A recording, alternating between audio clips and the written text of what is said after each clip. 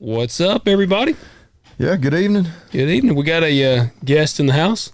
Yeah, one we've been trying to line up for a long time, it seems like. It's been a bit. It's been my fault. The invitation door has been open for a while. So, well, the last one, I almost feel like my schedule might have messed up the last one. I don't even remember.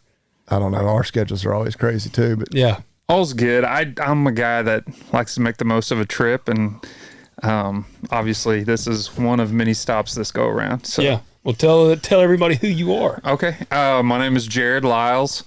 I am from Nevada, Missouri. I am the director of sales of Agzaga.com, and gotten to be pretty good friends with you both. I think I got to talking with Bobby Lee probably a little over a year ago.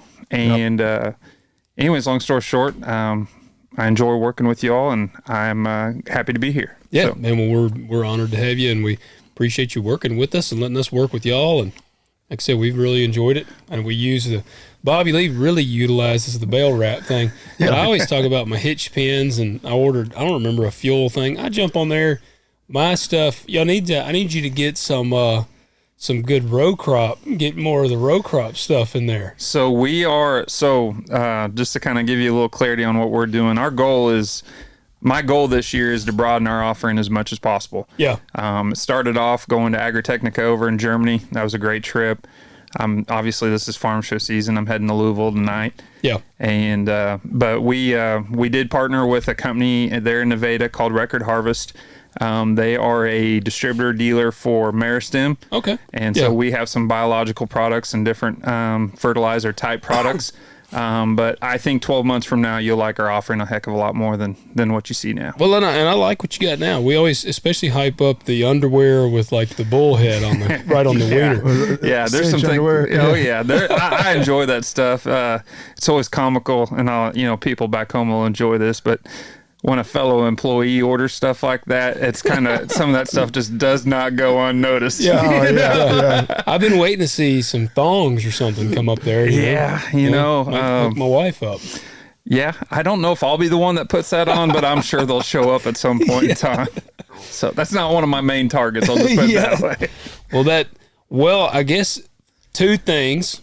First, hit the like button, hit subscribe, comment below, and go check out Agzaga.com. yeah, We appreciate it. Yep. Talk Dirt, all caps, all one word, 10% off. We were just discussing how it still has the free shipping. I know. It's your guys' promo code's the best thing we've got going. Yeah, I was like, don't act like you're sorry. Like, I know. We're glad for this. It's fun to have sales and all that, but like you never know where they're coming from. People sometimes just get lucky and catch on to that stuff.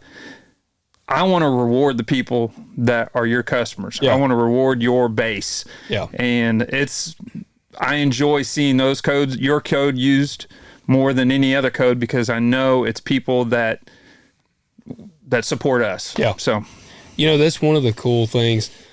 I feel like there's a lot of, like on my other show that I used to do, there was a lot of affiliate type things that people would want to do. And they would try to do these affiliate, but there was actually no perk for my listeners. Yeah, because they were like, you can share your link, but they got no discount. yeah. And I'm like, there's not really an incentive to use that. Yeah. Like, and so that was one of the cool things. And so now you get 10% off and free shipping. Yeah. So it's I definitely appreciate that, because I don't know, when you say click this link, use the link below, you are supporting me by doing so, then most people aren't going to click anything. But if you're like, click that link below, you can get 10% off and free shipping, like across the board. I feel like it has some draw power. I do that all the time. All kinds of companies. Like, yeah, I'm getting a deal. Yeah, I can't pass that up. Did I ever tell you what, Steven Ranella, I listen to Meat Eater sometimes, and they had did I tell you about the back blade? You did. Did I share it on air? I think you told that story on the podcast. Yeah. Have you heard of the back blade? Man, I was listening to Meat Eater, and I'm a pretty woolly fella. Yeah. I got quite the body hair, which I like my chest mane, and but it's on my back too. I'm not as big a fan of my back hair. And I was listening. Happy Valentine's Day. That's right. There you go. That's right. And so I was listening to some Meat Eater, and they talked about the back blade. Yeah. And it's like this. it's made to, it's got a long handle, it's got a blade on the back, but it's like made to not just slice and dice you. Ranella hyped it up, so I used their code, got like 10 or 20% off, bought it. I used it one time and it works. Like, it, man, my back was so smooth for like a day. And then I got razor burn on my back and I never used it again. But it got me with the link. It got me with the link. It happens. It happens. I mean, we actually got started. I don't know if you remember this. I think you fell for the link deal when we did a partnership with Field Rose, which we still do a lot of stuff with Randy and or Jim and it's Randy. I actually saw you. Randy's by far my favorite. And I saw you in the comments, and that's exactly. I was like, heck, this guy's got his own channel. I'll reach out to him, and so you slid into his DMs. Slid into his DMs. Asked about his back hair, the whole deal. Yes. Randy, that's a tragic story with the snake, and he's such a good guy. I mean, I've had the pleasure of working with him. I've met him. Really good guy. And I mean, I just have a hard time not laughing at his stuff. So go check out Field Rose. He's a good dude. We got to get him on here sometime. We can make that happen. Well, we need to. I don't know how he does it. I don't either. He kind of reminds me of Will Ferrell. The first time I ever heard him, he was on the Shark Farmer podcast with Rob Sharkey. And of course, we're like, I don't know, I didn't fall for it the whole way, but it took me probably 20% of the podcast before I realized he's playing a character here. Yes. But it's hilarious. It is. He is a trip. Because he doesn't break character. Like and of course, Rob goes right along with him. And he keeps the character pretty good. Like, he'll still text me stuff and he'll be like, true story. And I'm like, is it? Yeah. But no, he's good. He's a great guy. Great guy. Well, that's y'all check him out. What is his handle? Is just Field Rose. Field Rose. Yeah. Field Rose. Then they've started one for just Farmer Randy. Mm-hmm. Yeah. Apparently Randy and Jim had a falling out. Twins, married twins, the whole deal. Yeah. Y'all you need to go check them out. It's hilarious. You can't explain on YouTube. it. You just got to check it out. I feel like there was one other thing I wanted to jump. Oh, we do got a question before we get too deep in here. So this comes in from Aaron. Aaron writes in, he says, look forward to listening to a new podcast every Friday. Keep up the good work. Question for Bobby Lee. When you buy your non-GMO corn, is it by the pound or by the bushel, and how much per pound or bushel? I grew my first non-GMO corn crop last year and plan to make chicken and cattle feed to sell locally. Logan, I like your radish and oat cover crop idea. I want to incorporate that into my own operation. So appreciate you writing in. Yeah, the radish and roats. I'm like all messed up. The radish and oats, I like it, but I'll tell you, the oat is a little tricky because it's so light that they actually charge you. You kind of take a hit on the charge on that. When you fly it on. Yeah, and they can't put as much, like they can't cover as many acres per load. Yeah, and so volume relative to the weight. Yeah, you end up, I think it's like 1,000 pounds less that they can carry in volume. Like it kind of confusing. That makes sense. I mean, yeah. And so I don't know how much oats I'll do again, but I definitely like the radish, turnip, and all that.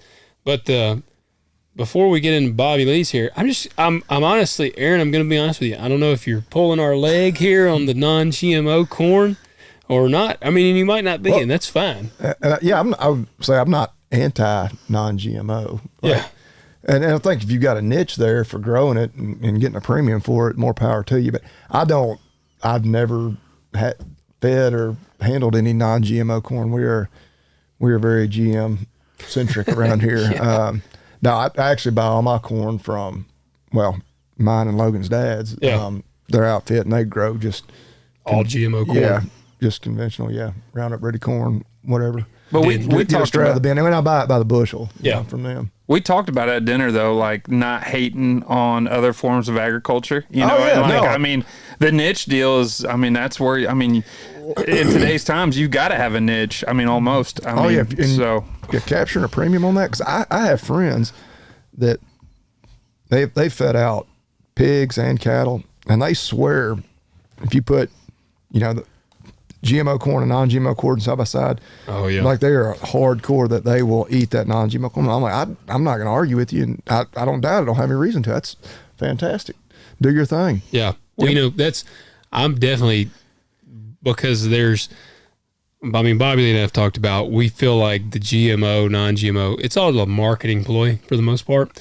But if you're raising beef and you can put that stamp on there like non-GMO, you will have people that'll be like, hey, that's the one I want. Well, and so get you a premium. Where I get irritated is at the grocery store, because we have like 10 or 12 GM crops.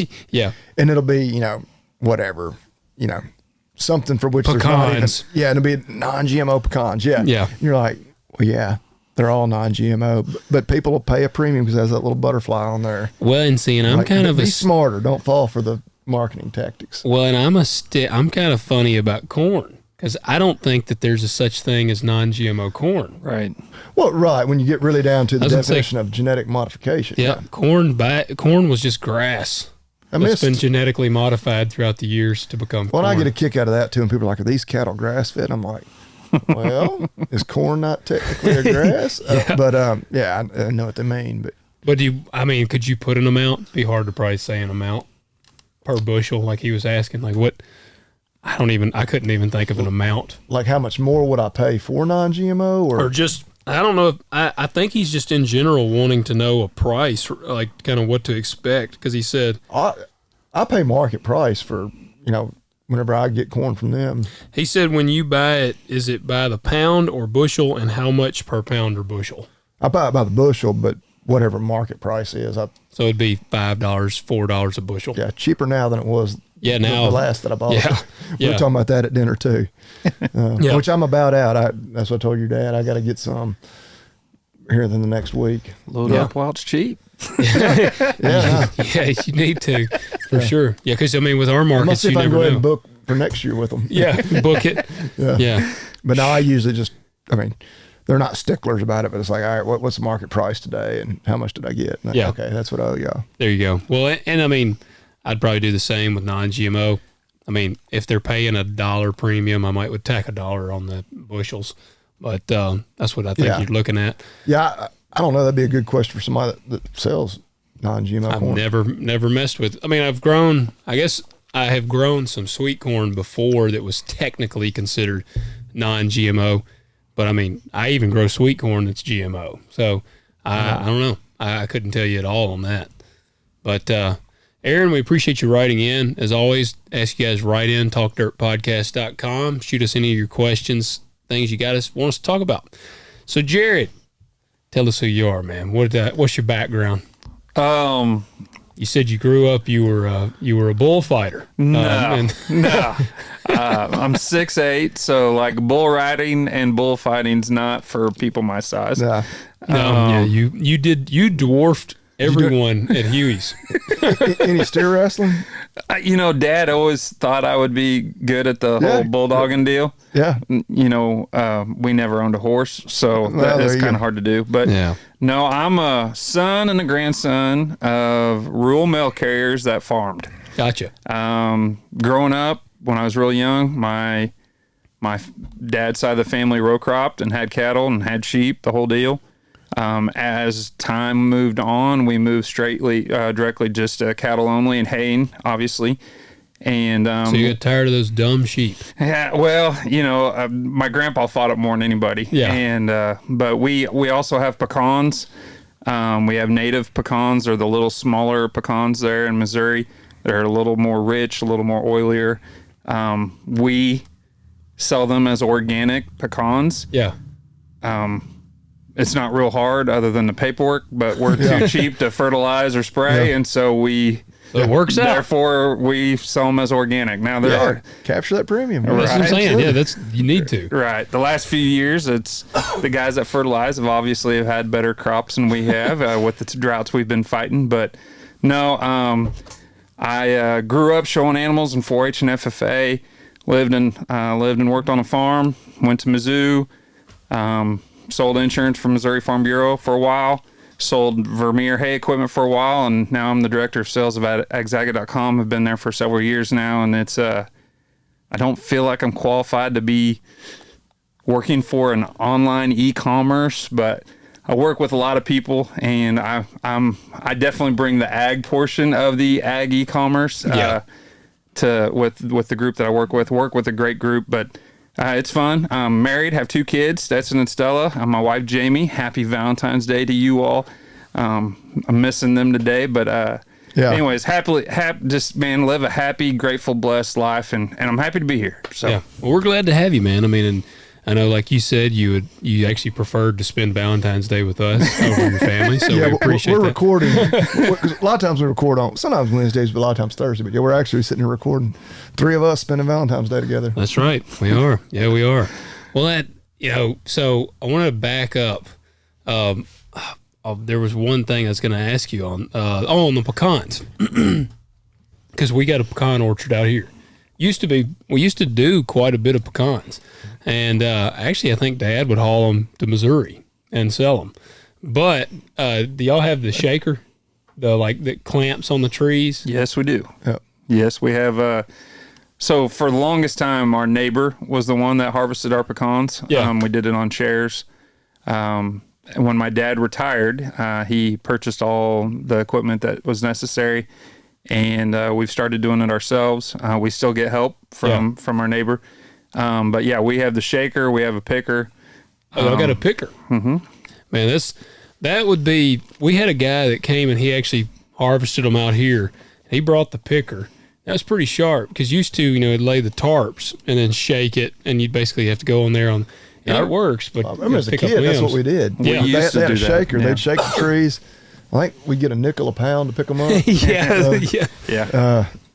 A 5-gallon bucket, I think, was around 25 pounds or so. Yep. You probably know better than us. Oh yeah, I mean, used to get paid the 50-cent pieces from my neighbor. That was kind of his thing to do. Yeah. Spent many hours standing over a conveyor belt picking out bad pecans. That's Looking for spots and different things. yeah, wormholes or just anything, twigs, sticks, mud clods, whatever. So Oh, that's what them shakers, man. They were dangerous, really. Yeah. I mean, because if there was some dead limb over your head, because Dad talked about used to use that, I think, Yeah, I was 9600, about to say, I used to say on that 9600. and it didn't have any sort of cover. No and can't so I do mean, anything.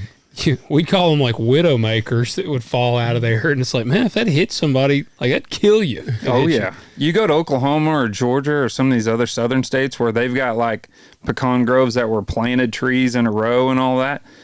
Man, that would be awesome. Like all our trees are native trees that my family over time has cleared the brush and other timber around it. Yeah.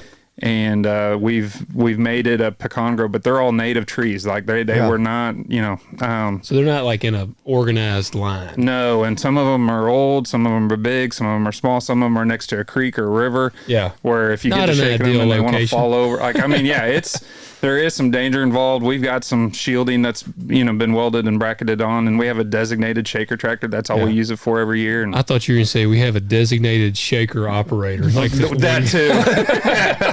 Yeah, we really don't like. Yeah. It's Yeah. like old Billy over there. He doesn't have a wife or kids. Get on this shaker, man. Yep. But yes, It's like Jimmy on Yellowstone. Yes, that would be the Jimmy. Yeah. Man. Now what got y'all away from sheep though? it was just something that my grandparents did at spurts. He didn't have sheep all the time, but he would, I don't know, during the winter or whatever, he would just kind of load up and probably lamb them out and just resell them. I mean, that was obviously when I was younger. We showed sheep growing up, but that was obviously a small deal. But Yeah. but no, he would always have Hampshires and Hamsters? Hampshires. Whoa, I thought you said hamsters. No, Hampshires. I'm like, dang, Hampshires. so he raised hamsters. and I'm he'd go- imagining a flock of hamsters running over the pasture. It's a niche market. He did a little custom shearing. I mean, we had a sale barn there in El Dorado that was in Yates Center, Kansas, that was prominent sheep markets, and something that we dabbled in. Yeah. So, Tennessee is actually a pretty big sheep and goat producing state. A lot of the ethnic markets, like a lot of ours around here, either go to Chicago or the East Coast. Yeah. it's a growing deal. I mean, Yeah. honestly, the guys that are running goats and hair sheep in our area, I think they're making the most per acre of anybody. I mean, they're killing it. I've had some Katahdins have been big around here. The friends I've had that have had them don't have them anymore. Okay. I don't. A lot of their biggest thing was predators. Yes. Dogs, even more so than coyotes. On their goats? Sheep. Yeah. Yeah. Man, I got my little herd right here. It's like 5 of them. Yeah. But Logan's not allowed to sell them though. I know. No, I'm not allowed to sell them. And actually, I guess I'm looking for a Billy now because we need little ones, but for the farm store. But yeah, that's what we do. I got goats back here, chickens here, and rabbits over there, and then my cows right over there. And I don't guess I could sell any of them. I could sell the rabbits to a degree. The boys can go, none of the girls can go. So I just accumulate pets, apparently. Yeah. I was at a sale this Saturday in Lockwood, Missouri, and they brought in some Rambouillet ewes that were bred that were getting ready to lamb out. Hell, there was one that lambed out that day. Really? Yeah. And man, they ran out of hay in Colorado. They shipped them all the way over to Missouri. And I mean, this sounds horrible, especially on Valentine's Day, but they were gorgeous sheep. Like, it was a great looking group of ewes. Yeah. Like it made me want to own them, but Yeah. I also know that I don't want to be the guy fighting predators and everything else. Yeah. So, Yeah. We've talked about it on here before, but That's what our buddy William Lee, who was on, he's a insurance guy that, what did he say? And I've heard it a bunch of different ways, but he said, yeah, a sheep's basically born, raises up its head, it's looking for a place to die. yes. Yeah. And there was a guy that used to come to the vet school. He'd actually been on staff at Auburn and then gone into industry. And he would always say there ain't but two things that kill sheep and goats. And that's dogs and worms. And I've never had any. But. I had the weirdest thing. You remember the one sheep, or not sheep, but goat I had out here, and we had some hay, some square bales that I think had some mold or mildew in them. And I had one out here, and I think I had called you. I don't remember if you came by, if you were able to come by, but I had to put her down because she was like, her neck or something it was bending back, and she was just being, from what I had researched, it sounded like she had eaten mildew hay, and it could kill them. Because I haven't worked on sheep since I was in school, so I was of no use to you. I know that I'm probably the worst because I'm kind of the guy they can eat that. Yeah, we give them anything. I was out of goat feed one time. I have chickens, and I was like, it's chicken feed. Pretty close. So I just gave them some chicken feed. And my one of them, which I went out there later, man, they were swelled up. They were so fat, which they were pretty fat because I would keep them a lot of hay out there. One of the guys that hauled cattle for us, he was like, this was not when I had given them chicken feed. He was like, man, them are the fattest goats I've ever seen. They would they eat themselves to death. But I'd given them chicken feed. And one of them, she was like swelled up. Because I called you and I was like, man, I gave them some chicken feed. Apparently they don't need to eat chicken feed. And I'm like, what do I need to do? And it was some stuff I think y'all told me to get her, and I had to inject it down her throat. She bloated, yeah. Yeah, and I thought she was going to die. I was like, she's dead. She's toast. She's kicking and fine out there now. I just don't give them no more chicken feed. Yeah, we still don't recommend chicken feed. Yeah, I'm kind of like the Native American that's like, let's try this. If none of them die, then they're good. They can keep eating it. Yeah, natural selection. Yeah. My goats are pretty hardy at this point. Yeah. Just blend it. Just don't blend it near as hard. Yeah. Apparently they don't do well with that. I don't know what it is. Is it copper or something in there? So I think they are copper sensitive, but I'll be honest with you. We had to learn all that stuff. I learned enough of it to pass my boards. And so you did like I did with Spanish. I hadn't thought a whole lot about sheep and goats in the last 15 years. Yeah. Well, that like I say, dogs and worms. That's one thing I remember. And Dr. Pugh said he would, through his lectures, he would tell you how to treat the worms. He said you vaccinate the dogs with the 223. Yeah. Well, you say that people lose their minds these days, man. Well, he meant canines, like coyotes, but at first stray dogs. If I had a neighbor's dog in there slaughtering one of my goats, it's getting a bullet. Yeah, right. I wouldn't fault you for that a bit. Yeah. So we go from the sheep to the cattle. So do you enjoy the cattle? Like, is that something you get into? Yeah, yes, I enjoy it very much. I usually get roped in on cattle working days. I usually get roped in on haying. Dad does that. Run us through the cattle working day. Yeah. Yeah. What does that look like? Because it used to be a big thing out here. So what was y'all's day like? So we are probably unorthodox in comparison to what is normal for most. I know some people in our community, and I love those people, They get neighbors that come. They get beer involved. They do things with hot shots. They do things in mass numbers. They do things with speed. Dad bucket feeds everything every day. Yeah. And our cattle are very docile. Man, that just sounds so nice. And we do not hoop and holler. We do not. I mean, there's times where you stay in the truck because if they see me, they know something's up. Oh, yeah. But all Dad has to do is go shut a couple gates, and it's easy peasy. Yeah. We've morphed with our age. Younger kind of was the head catching, ear tagging person, pour on guy. Now I am the guy that brings them up and does everything inside the alleyway. We have that. There has been some transition there, but it's a very good experience. I mean, I can't tell you the last time my dad and I have had a bad experience working cattle. We get along great. We go slow, and some of our facilities are not the best. Some of our facilities are older than me, and they're wooden and everything else. But sounds familiar. We've been extremely blessed, and Dad over time has gotten rid of the ones that look flighty or have given us problems. And man, I'll be honest with you, I can't tell you the last time. I shouldn't say this because I know now the next time is going to be a nightmare. But it's been extremely blessed as far as getting stuff in, working them. Whether it's at sell time or working with them or whatever. So, yes, I always say I'm a cattleman. I'm not really a cowboy. Yeah, no. People are like, you need a horse to rope them. I'm like, oh, if I can't catch them with a feed bucket, I'm in trouble. Now, Bobby Lee earned the title. He earned the title this cowboy. Was not with my cattle. This was out here with these wonderful docile creatures out here.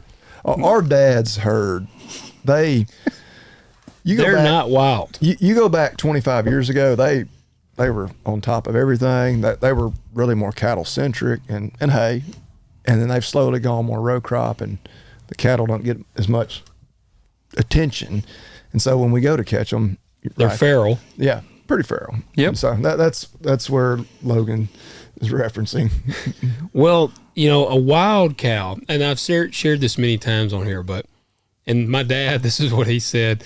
He had a buddy that came and helped him work cows one day, and the buddy had cattle as well, so he was experienced.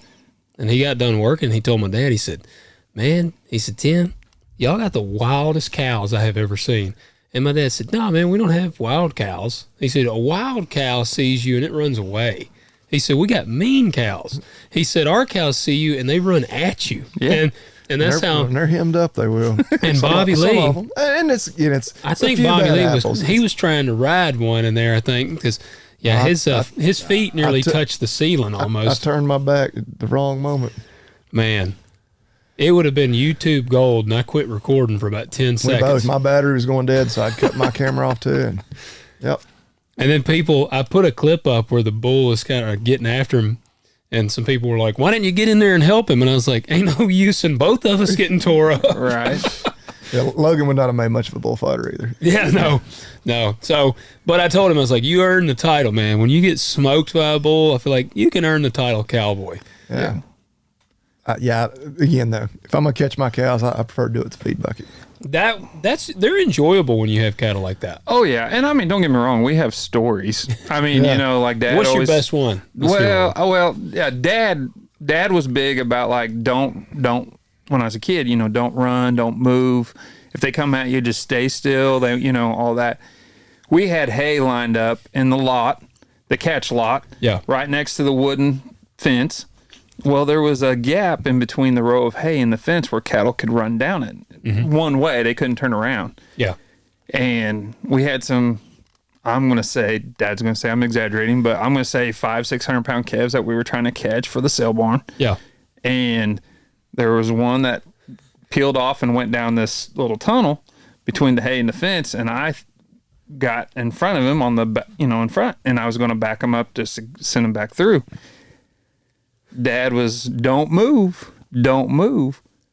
Well, that calf hinged me like a gate and swung me. And I mean, there was a little flash of Tweety birds and stars that and my dad goes, "Well, you didn't move." And, you did what he said. Yeah.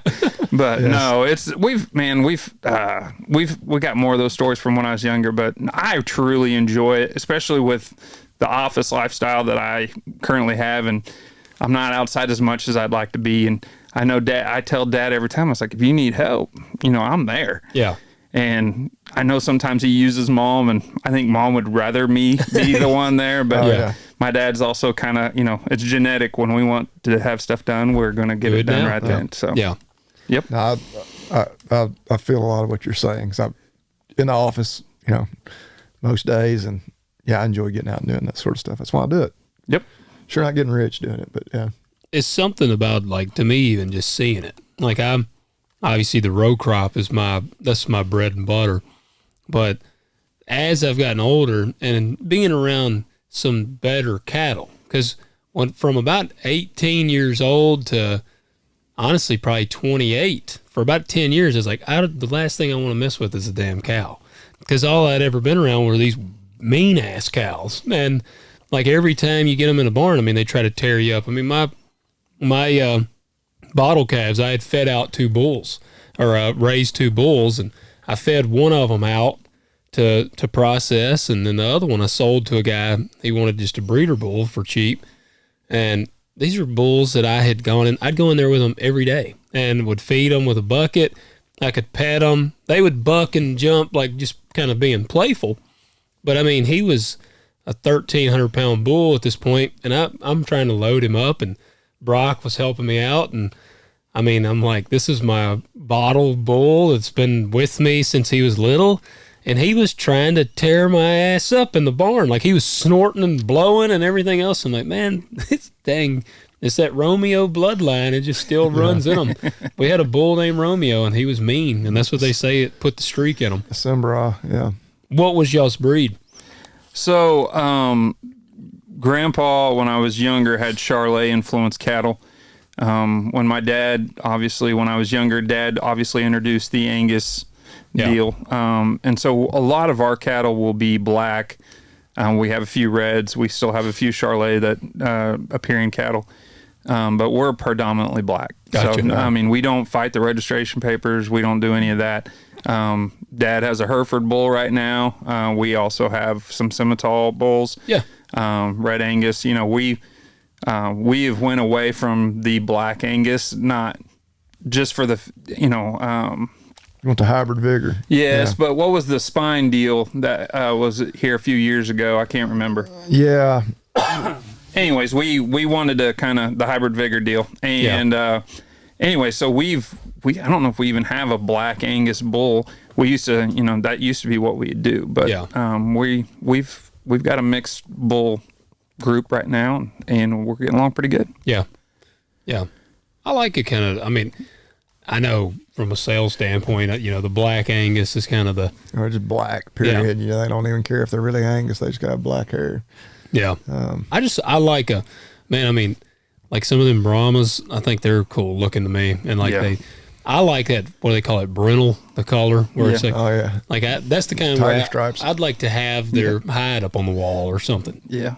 I've got a really good story. My grandpa was a character. And he brought home a Brahma bull once, and I was real little. I mean, I couldn't have been very old.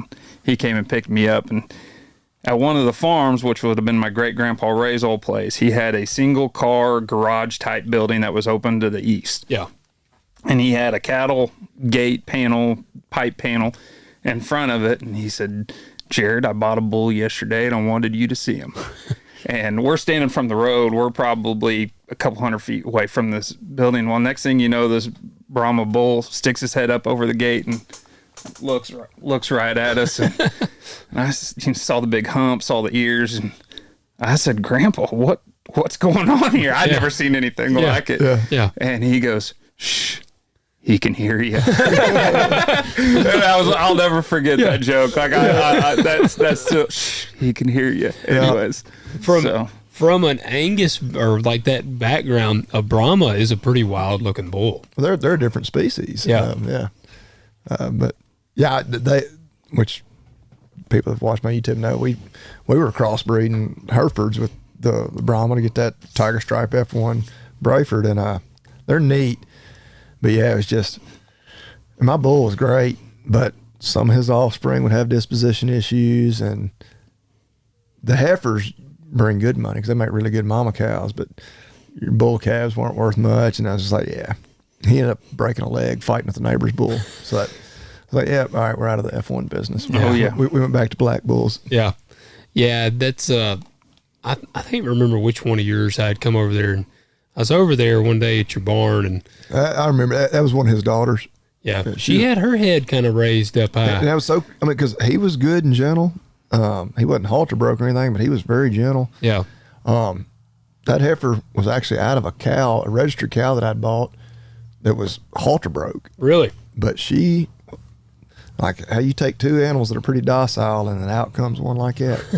And again, I handled, from the day she was born, I was hand feeding her mom and then her. And yeah, that's another good reason to not mess with those crossbreds too much anymore. The whole reason I thought the Brahmas were cool, aside from just the hump in their ears, is because it was the rock, which I was a stone cold man, but he was the Brahma bull there. So I was like, hey, it's a Brahma bull. Well, the rodeo thing, a lot of those, bulls have a lot of Brahma influence. And was it you? You just sent me the Phenom. I like that Phenom genetics. Yeah, Logan has this wild hair. Like when he strikes it rich, he's going to start raising bucking Bobby bulls. Lee's going to do it with me. He just didn't realize it yet. I sent him a video today of a guy. Yeah, I was like, yep. Did you see Brady that I had on the other show? Did you see his comment? Brady Cervantes. No. He was a bull rider, and he commented because this dude gets clobbered. It runs over him. It shows him his face. He's got blood on his face. And they're just trying to handle these bulls. He's not riding. Yeah, that's what Bobby Lee's going to do. He can't get the gate shut fast enough. And the bull, Bobby Lee's going to be the gate man. But that's what Brady, he commented. He said, if it hasn't happened, the old saying is, if it hasn't happened to you yet, then it's just a matter of when it's going to happen to you. Like if you're working them cattle, because I'm not worried about it. I know I can't ride one. Oh, I know I can't either. That's not an issue, but I don't want to handle them. I mean, of the three of us, you're the most bull riding material.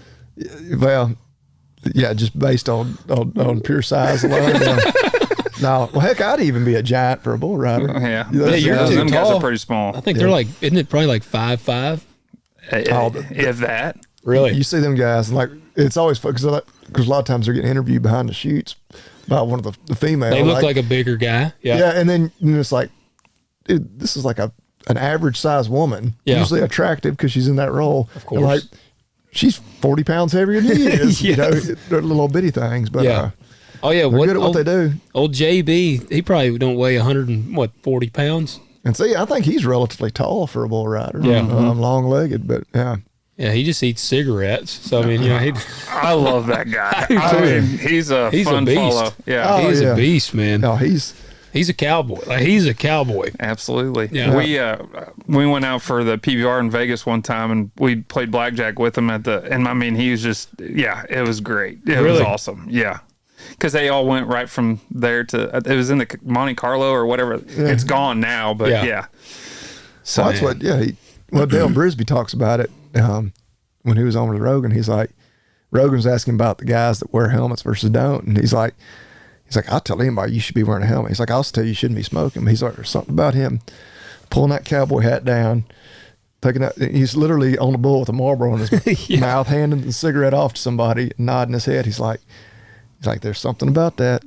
But he said, but any up and coming bull riders, let JB have that. Yeah. Y'all wear your helmet, don't smoke cigarettes. But you're right. There's something about it. The Marlboro man. Yep. Yeah, it's cool. It is cool. So take us kind of the progression. How'd you go from what got you kind of off the farm? Yeah. Well, we were, our operation wasn't obviously suitable enough for multiple incomes. Yeah. And I was pushed at it from a young age to go get a college education. And hell, my dad worked full time and mom worked full time. And, they all, had jobs and had the farm on the side. And so went to Mizzou. I had a bunch of college credit coming out of high school. I graduated in 2.5 years. Oh, wow. And Dang, wasn't hammering down. even 21. I Yeah. graduated in December of 07. So no alcohol was consumed while you were in college.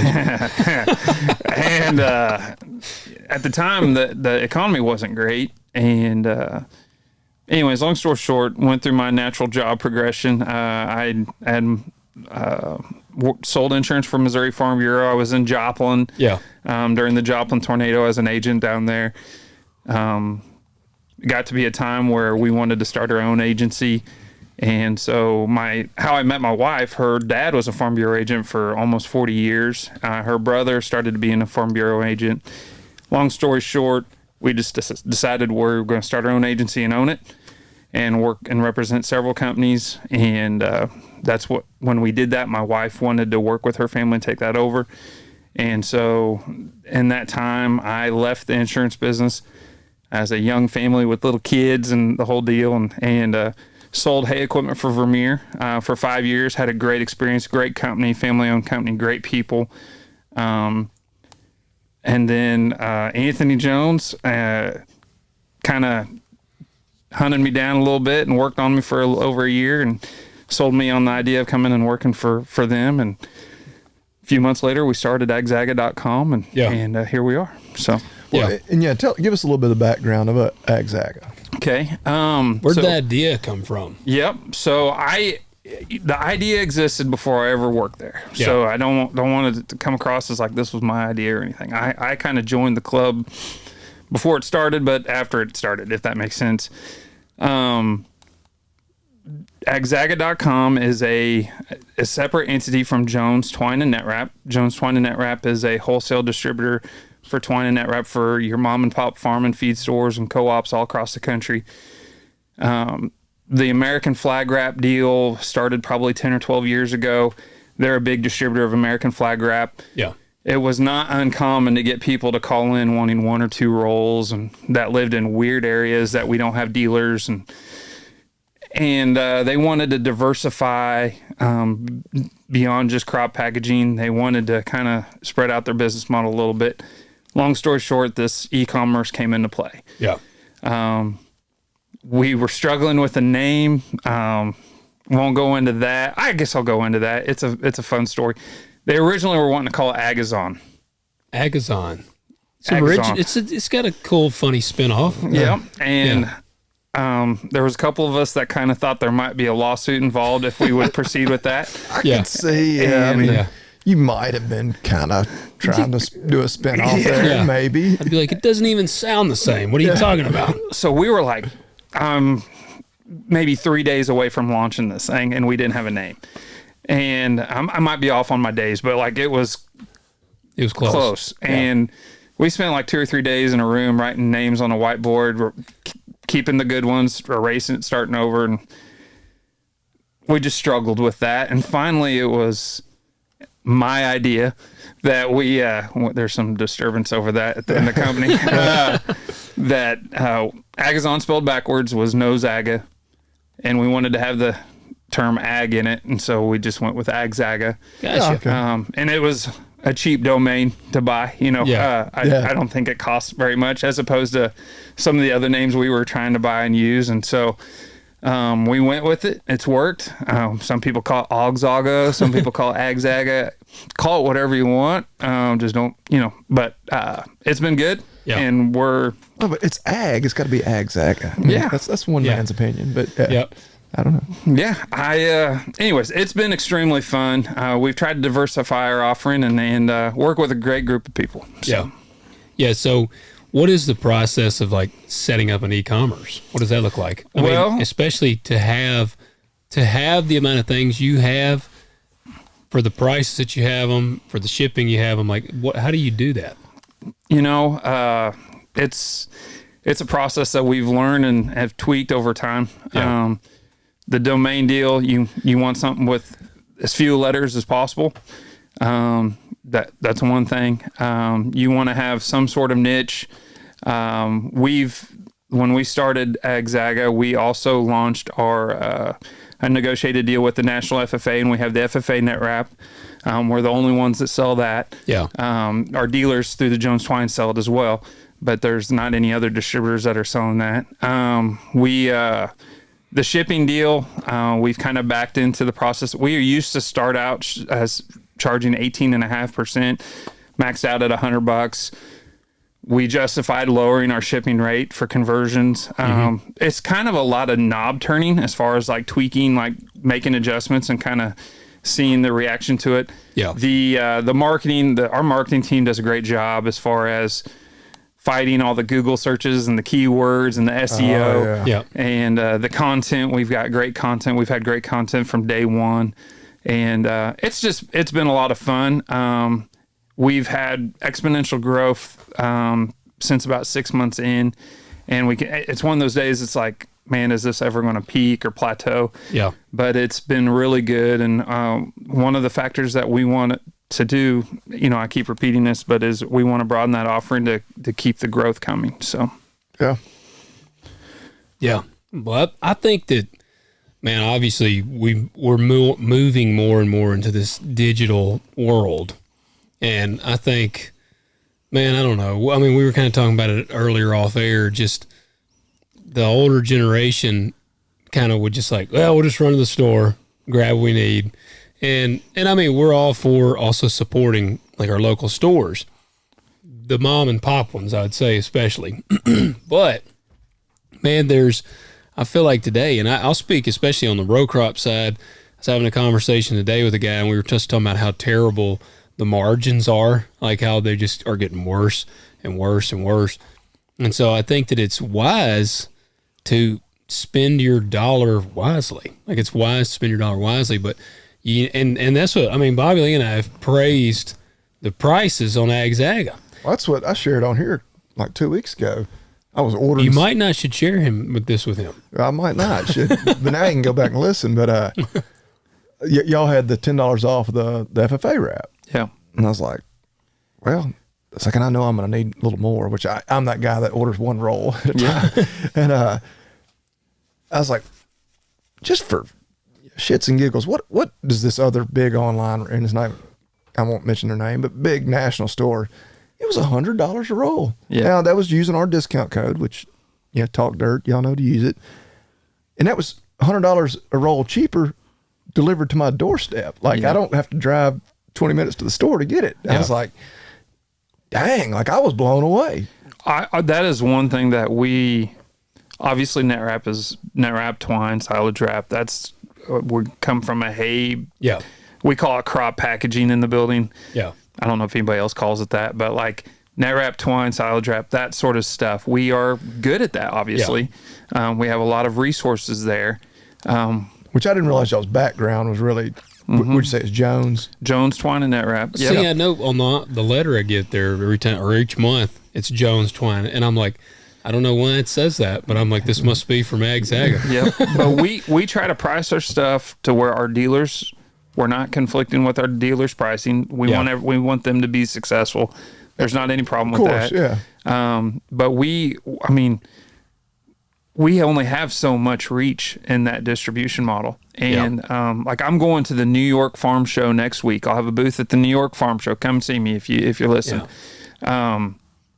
We sell a lot of net wrap to New York. We sell a lot of net wrap in some of these farther away places. Yeah. And, I'm hoping that we are doing something that's revolutionizing that market. When I sold Vermeer hay equipment, the one thing Anthony had a hard time getting me to come down there for was like, selling net wrap was my least favorite thing. It involved me manhandling net wrap from the shop to the truck, taking it to the customer's place, manhandling it 18 different places until I had it in the right spot where they wanted it. I'm hoping by us having it direct delivered to their house, that is a simpler, easier. I mean, net wrap's not an easy thing what you're talking 80, 100-pound rolls. I don't know. I'm hoping. I'm shocked that UPS ships it for us. Like I am kind of too. Like, but Yeah. I get home from work and there's like, oh, there's a roll of net wrap on my doorstep. we've got. I'm sure my UPS guy hates me. We sell quick hitches. Like over time, Yeah, I've seen y'all's videos. Y'all packaging them all up. we used to just like hand roll plastic wrap around these deals to protect them. Net wrap too. Have you seen that on the quick hitches? No, but those things are heavy as hell. When they're awkward and They are very awkward. I mean, I don't want to discuss numbers, but we sell a lot of quick hitches. Like Yeah. we Like do for- really well as far For as house, what like for a like what size for 8,000 John Deere? No, we do really well in the category 1. Gotcha. So your smaller ones. But that's still 100 pounds. Yeah. And but like there's 580 on a container, and we sell a lot of them. Yeah. I'll just put it that way. Yeah. Man, that UPS guy is the one that really hates you because that's like very. What did they show in the You know, video? Them loading like a whole truck full of them. Yeah. In June and July, May, June, and July, and even August, like we're filling multiple UPS trucks a day, and it's to the point where I'm having to track down a third or fourth one 10 miles away to get, because we are big on getting stuff out the door. Like Yeah. we don't want anybody complaining about how long it took. We've had problems in the LTL world where it's sat in some warehouse for 3 or 4 days and they just didn't complete it on their end. And sometimes Yeah. people don't answer the phone. That happens too. But we are really big on getting stuff out the door. Well, that's one thing, and I'm not just blowing smoke whether it's on the podcast or my YouTube channel. Like, it's amazing. Like a big bulky item like that. I mean, you get that faster than you do little bitty items that you order and they don't get here in From time Amazon for Christmas. or Yeah. something, yeah. Yeah. It takes it forever to get here. Yep. Like, how in the world does that net wrap get here that damn quick? And We yeah. ship the quick hitches to Alaska through the Postal Service because UPS won't deliver to Alaska. They love it. I bet they do love that. Yeah. Put that in a mail Jeep. Yeah. What does it look like getting products for y'all to carry?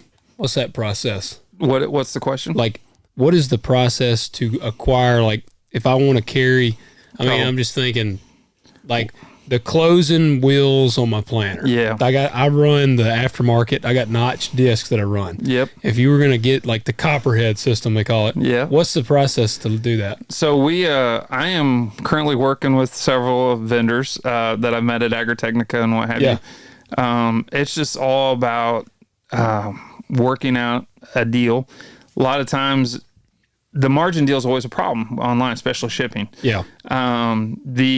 We have molded our way a little bit as far as silage wrap, for example, is kind of a similar product as far as it's kind of weird.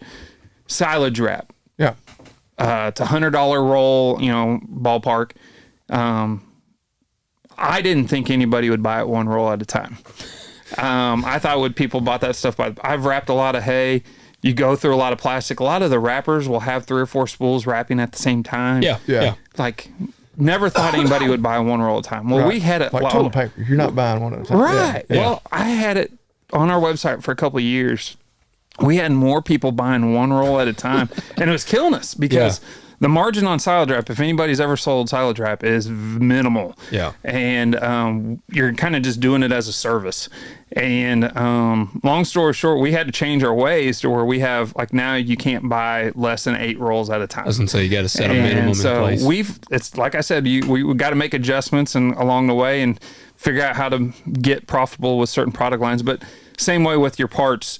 We are currently working with vendors and manufacturers that are in the U.S., that are overseas, that are Canadian. That line is in the current process of being built out. It's a credit approval process. It's initial purchase. It's doing your research on exactly what you need, how many you need, and I'm currently working on that. And then obviously working out the scenario where it's profitable for us at the end of the day as well. So yeah.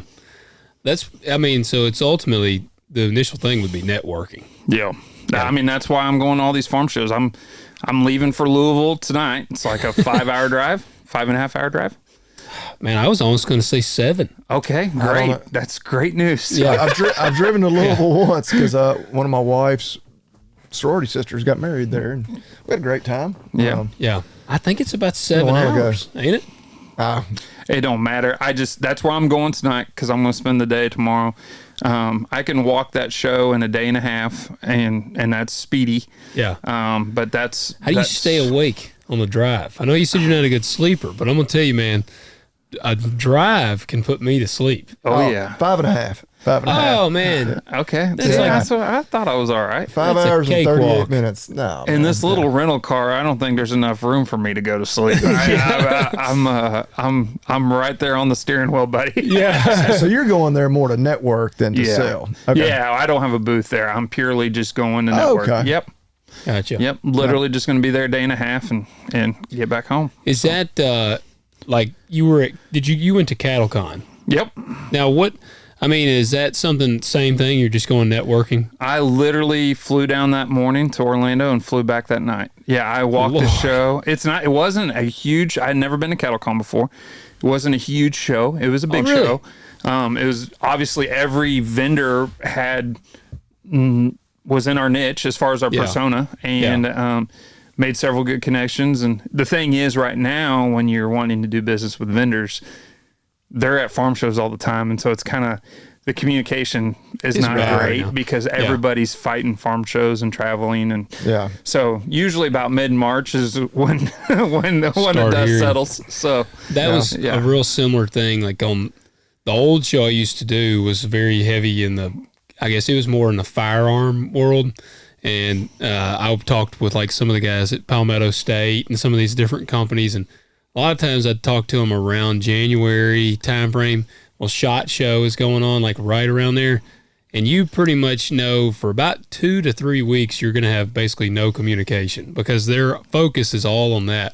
So it's very similar in the ag sector on all that then. Oh yeah, and I mean, a couple of years ago, we tried to go to a lot of shows to do their networking deal. And I mean, I was gone 9 straight weeks for different shows, one reason or another, whether we had a booth or whether we were networking. And I mean, like one of them was like a outdoor grill deal. Like we didn't know where we were going. And but yeah, it's that time of year. So. Yeah. Yeah. Well, of course, you mentioned kind of a new product y'all got. It's one I've used before, but I'm excited to hear that you guys have a hold of it. Well, you coming from the veterinary world, I'm glad to hear you've had some experience with it. Yeah, we brokered a deal with Therapies here in the last month, and we are a distributor for them. We have some really aggressive deals on our site. Therapies is a great product, but it's different. So the one reason that we can sell it is you don't have to have a VFD or whatever you guys call it in Tennessee. Yeah, VFD. And it doesn't have to be refrigerated, and it's not a drug. No, it's a pheromones. Yeah. It's synthetic pheromones, and no withdrawal time. You can treat them and send them to sale barn same day. Yeah. And the cattle, anytime cattle have anxiety, it's because Timble Grandin said if the cattle are stressing, it's because of fear. Yeah. And it basically attacks the neurological part of their brain that handles fear, and it calms them. And it's a similar experience that they get when they're on their mother. And it's a maternal bovine substance, I think is what they refer to. Maternal bovine appeasing substance. Yes. You know what this makes me think of? Have you ever seen the movie Walk Hard? Yes. Because while you were describing it, Bobby Lee was like, it's not expensive or not. And I'm thinking when he's like, what are you guys doing in here? And he's like, we're doing cocaine. Do we get out of here? And he's like, I don't know. What is that? And he says, it's not habit forming. It's the cheapest drug there is. And he's like, you don't want no part of this shit. Like, that's what I just kept envisioning. It's much less heavily regulated than cocaine. It takes all your bad feelings and turns them into good feelings. Like, that's exactly what I was thinking right there. Oh, yeah. So I learned about it at the Oklahoma Cattlemen's, and there was a sales rep down there. And when I heard about it, I mean, my initial thought was like, skepticism. This sounds like snake oil, Well, but as I was standing there was like 3 or 4 guys that were just happened to be walking by, and they're like, that's the real deal. How do you administer it? So that's what I was going to say. We hadn't said that. It's topical. Yeah, it's just right on the top of their nose and right at the back of their head, and it goes through their. No, it's not a shot. Like when you're working them, you just put it on there, and so how long? A pour-on dewormer, but you put it on their head. How long does it last? I think you can use it every day, but yeah, you're not going to overdo it. But actually, because of course I reference Corbett Wallen here all the time. I want to say that it seems like just in the last few days he was talking about it, and I feel like I'm gonna say wrong, but so don't quote me. But I think it lasts for days, up to even like a couple of weeks. So, but I was gonna, like, if you were planning to, you use it a lot of times in high stress situations. Like Yes. I used it last fall when I weaned my calves. Yep. When we bring in, we'll buy a bunch of stocker steers this spring. As soon as we get them in, we'll treat them with it. and I mean, you can noticeably see that. There's a bunch of testimonials out there. Where they take two groups, yeah. Yeah, and you can see, like, there's one in a dusty South Dakota feedlot where one pen is like calm cattle, then the undoctored cattle is like it's just a dust storm, and it helps their balling, it helps their vaccine acceptance Because they're not, they're just not not stressed stressed, out. Yeah. so- but it doesn't make them droggy. It doesn't make them. It's not anything that it slows them down, or it's not a drug in that way. It literally just works on the fear factor and eliminates the fear factor. Man, I feel like if you were going to take one for processing, it'd be great. Yes. You took the words out of my mouth. That was what Corbett mentioned. I don't know if it was this morning, yesterday morning, whenever. But said now a lot of feedlot guys are treating them with it before they send them in, for slaughter, and it's cutting back on the percentage of dark cutters. Yep. And like he said, what's the cost is like just a few dollars. It's a like dose. $3 a head, and Yeah. like it's works for a lot of different scenarios, but the guys that have came up with it. He used to be a professor at Cornell, but he's down at Texas A&M now, and so I think it's kind of worked its way from College Station out. Yeah. The further you get away, it's probably less known, but it's big in feedlots. It's big at the sale barns. What is it called? Ferapes. How you spell that? FERAPPEASE. And we have some great deals right now. The applicator looks basically we've got starter kits on our site where if you buy a couple bottles, we give you the applicator for free. Yeah. And anyways, we'd love for you to try the product. We'd love for your feedback on it. We've had nothing but positive reviews so far. Yeah. So, and we've actually, it's the real deal. Well, and it's kind of one of those things like there's no, it costs a few dollars a head. Other than that, there's zero risk with Yeah. it. Like, and you can't say that about many, animal health products. Like there's always a potential risk for something. And yeah, that was kind of the selling factor on me. I'd heard enough, just testimonials like, okay, and obviously with the cost of everything nowadays, the cattle are worth more than they ever have been. For $3 a head, like, okay, if this prevents just one little issue, it's going to more than save me. It would have been a game changer out here, is what I'm thinking of. It would have been tested. So I will leave it at that. Man, I'm thinking of one. We had a cow in particular that we took that it was a cow, and we took her. This was back when Somerville still had the livestock barn. Well, they may still have it going now. I think they still do. It's just not much going on. Kind of in its heyday, I guess. But we had a cow that was crazy as hell, and I remember the one you're talking about. Yeah, man, we got her loaded up, and Dad and I took her down there, and we pull up, and they open up the gates, and they kind of, the guys that work there, they're kind of nonchalant. They've done unloaded a bunch of trailers, and Dad goes, "Hey," because they were standing around, and he goes, "We got a bad bitch on this trailer." And they were like, "Yeah, okay," and they like just pulled open, and there was this dude standing kind of in the chute area, like they run in, they go into these chutes. let's tag them. Yeah, Yeah, and this guy was just standing there kind of like propped up on his stick, and Dad's like, "I'm telling you, we got a bad bitch on this trailer." And they're like, "All right." I guess they just thought, they were probably like, "Man, we know cattle." And so he opens up the two back doors on the livestock trailer. She was actually at the front of the trailer by the truck. And so it was a bunch of cattle between her and them. And she just turned around when they opened the gate, and it's like bodies of cattle like going up in the air, and she is just bulldozing her way through there, and she comes running out, and those dudes are like jumping over fences, and the guy that was standing up there, he was probably, I bet he was in his 60s. He wasn't real agile, and he probably was hurting for days because he was like having to struggle to get up over the gate, and she just plowed into it and was running into stuff, plowing into. And I immediately am thinking of her. I'm like, because she became an instant cheeseburger. I don't think you could have judged it based off of her. You know. Yeah, I mean, like I said though, like it just eliminates the fear. In that case, I could see where it might make it worse. Yeah, actually, yeah, because she didn't have any fear. The more you'd have handled it, but I don't think that's the target animal. I think really bringing those calves in that are maybe a little higher risk calves that are stressed, trying to do everything you can.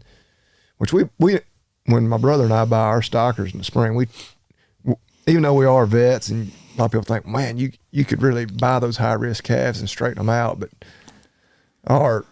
both of us, I mean, farming's our side thing. We don't have time to be sitting there watching. I feel like it's like the old saying, man, you can't turn a hoe into a housewife. Well, and if they're all going to get sick and die, you ain't going to make no money. But, yeah. So we try to buy a little better cattle that are straightened out and been preconditioned. But, we will, at that price point, we'll treat every one of them. I'm glad to hear y'all got that product now. Well, I'm hoping our customer base takes it on and likes it and gets along good with it. So. Yeah. You want to cue up our commander in chief? I can. I was gonna do what? But before next week, we need him on the board, so we don't have to keep doing this. I know if I would just do it, and it's not even that tricky to do it from what I've seen on YouTube. Yeah, y'all don't blame me because I have no idea how to do it. I keep him in my favorites because he's my favorite. Well, he's your favorite. He is everybody's. He's the most popular president, like we said. Let me start off with 2 words. Made in America. All right, I was going to throw a curveball here. All right. Jared, do you have an American-made product? I'm going to put you on the spot here. Is there one that stands out to you that you really, really dig? If I had thought about this earlier, I would have given you time to prep. Yeah, no, that's great. My favorite product that I certified made in America, we have the Perfect Fit rake wheels.